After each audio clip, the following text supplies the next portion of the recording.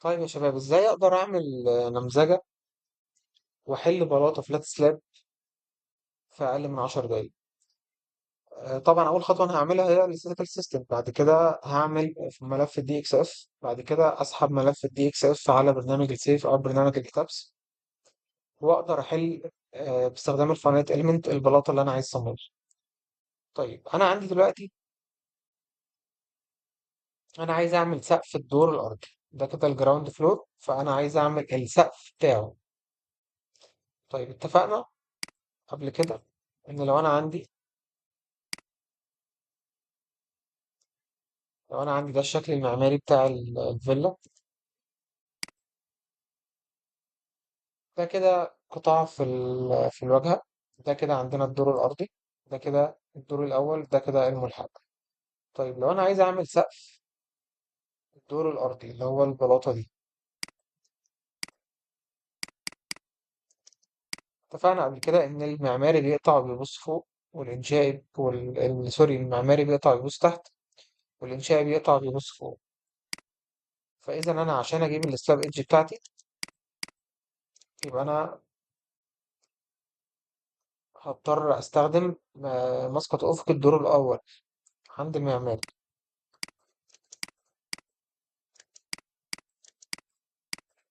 يعني البلاطة دي. يبقى أنا كده هجيب السلاب إيدج بتاعي من البلاطة دي، وأحمال الحيطان بتاعتي هي الحيطان اللي موجودة في البلاط دي برضو. طب بالنسبة للأعمدة وللجسور، طبعا الأعمدة اللي طالعة من المسقط ده. يعني أنا هستخدم كده الأعمدة دي، وهنا الأحمال اللي على البلاطة هي أحمال الحيطان دي، والسلاب إيدج بتاعي هو ده. طيب سقوط القمر وسقوط الجسور هتستخبى في أنهي جدران؟ طبعا هتستخبى في الجدران ده، لأن الكاميرا هتبقى ساقطة كده، فهتستخبى في الجدران اللي موجودة في المسقط الدور الأرضي.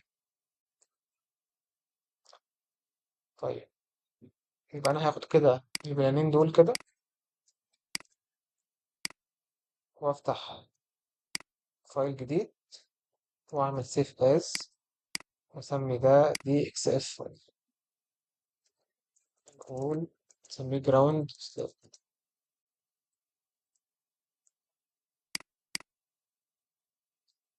أبدأ أعمل 3 لاير شيل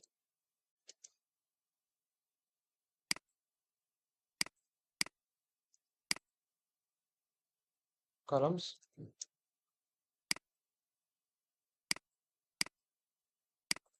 بيمز.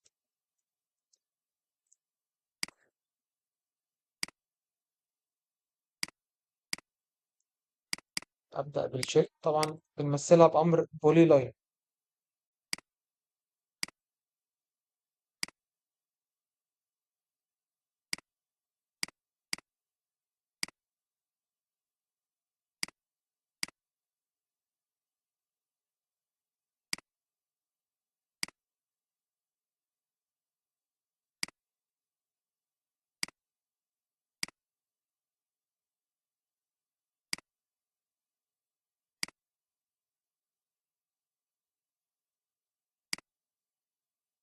السلم بنمثله بفويد.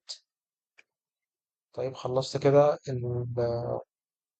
السلاب، وعايز أعمل الكولوم. أجي عند layer column، وأبدأ أرسم الأعمدة. اتفقنا الأعمدة اللي طالعة من الدور الأرضي.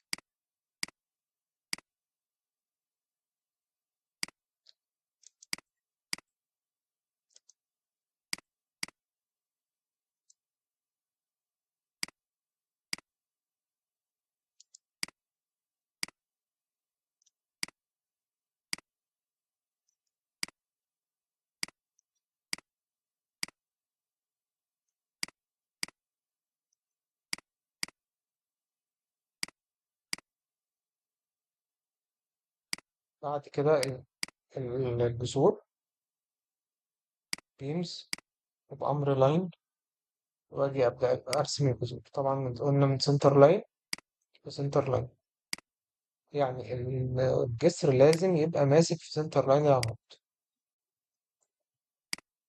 طبعا هنا مش هينفع، فممكن أقوم عامل عند الحيطة بالظبط، وأبدأ أحرك العمود. طبعا تحريك العمود ده مش هيأثر معايا في الديزاين، لأن أنا بحرك تحريك بسيط جدا.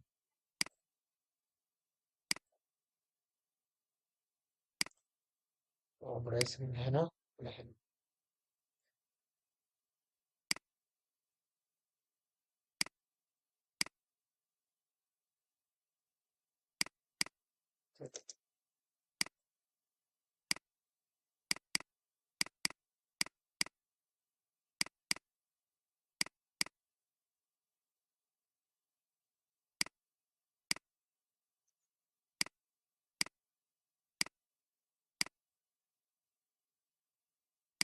أرسم الجسور بتاع، ممكن أعمل هنا كاميرا برضو.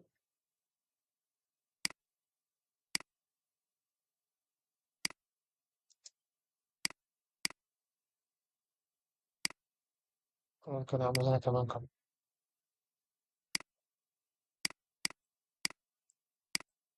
أحرك العمود ده، أعمل كاميرا للسلم،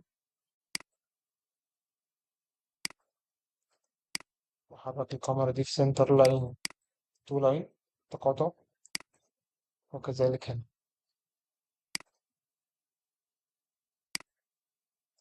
برضو أحرك دي هنا. طيب هيبقى لي أحمال الحيطان. أحمال الحيطان برضو هعرفها، بس هعرفها بلاير تانية خالص اسمها beams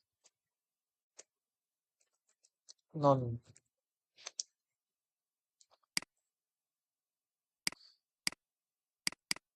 وأبدأ أرسم على كل حيطة. طبعا الحيطان دي اللي هي هتتشال على البلاطة دي. طبعا كده كل الكاميرا نون اترسم، اللي هو شايل أحمال الحيطان. وهرسم كاميرا نون عند نهاية السلم اللي هو هنا. ليه؟ عشان أشيل عليه أحمال السلم، لأن أنا عندي السلم هيتشال. أول قلبة هتتشال من هنا على الكاميرا دي، وبعد كده القلبة دي تتشال من الكاميرا في نص الدور للكاميرا في نص الدور، وبعد كده الكاميرا اللي في نص الدور هترمي على الدور، فالدور هنا هيشيل أحمال السلم. كل اللاير اللي أنا رسمت بيها هعمل لها لي اون، واطفي كل اللاير التانية، او اعمل سيلكت سيميلر. كل ده امسحه.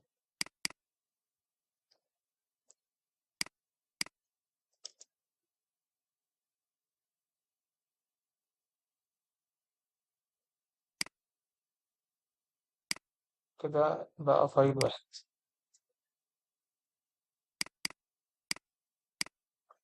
طيب اعمل بيرج عشان انضف الفايل كله. ما تبقاش عندي غير اللاير اللي انا راسم بيها. اعمل سيف از جراوند سلاب. بعد كده ملف الدي اكس اف خلص، انتهى. نكمل في برنامج الإتاب. فتحت نافذة جديدة، خليت اليونت بتاعتي كيلو نيوتن ومتر.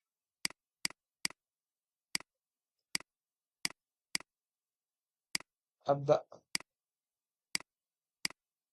أعمل إمبورت للملف بتاعي. إمبورت مكانه هنا، الوحدة بالمتر، والدور الأول.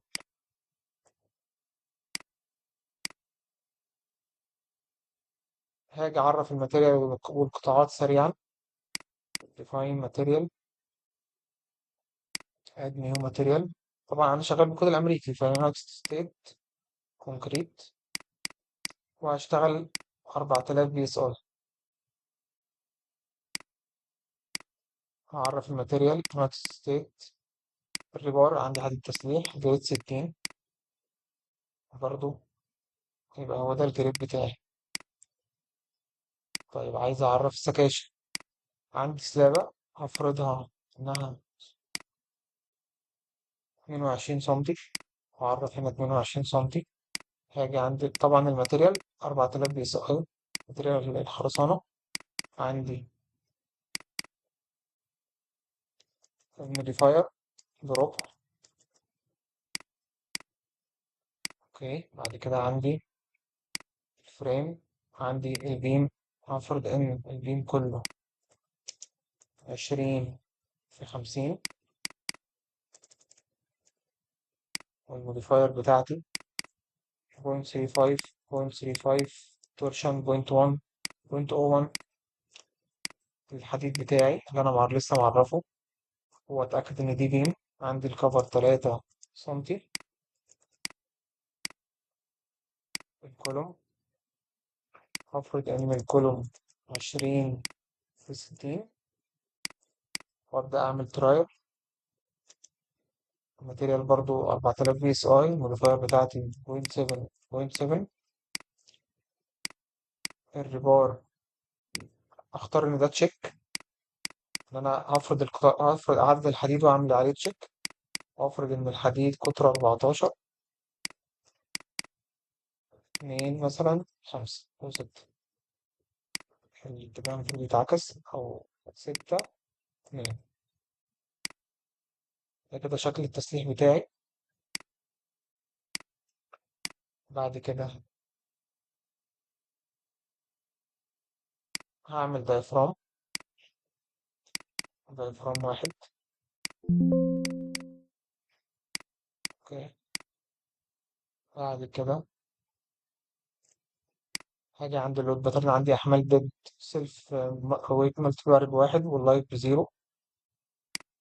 طبعا انا بدرس فقط احمال النورمال، يعني مش حاطط احمال زلازل او احمال رياح.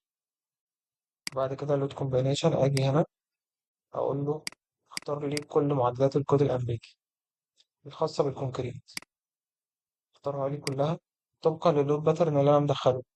بعد كده هاجي ارسم، اجي هنا ديسبلاي،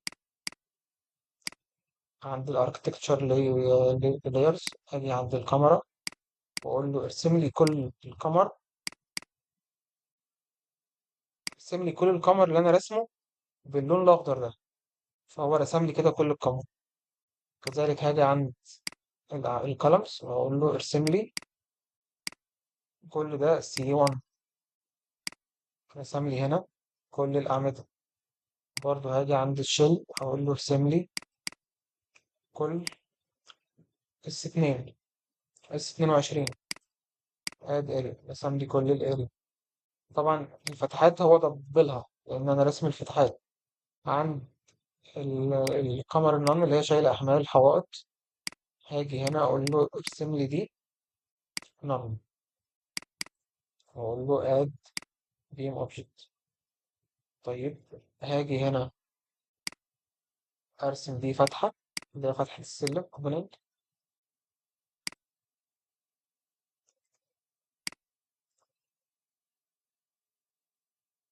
واجي اوقع الاحمال.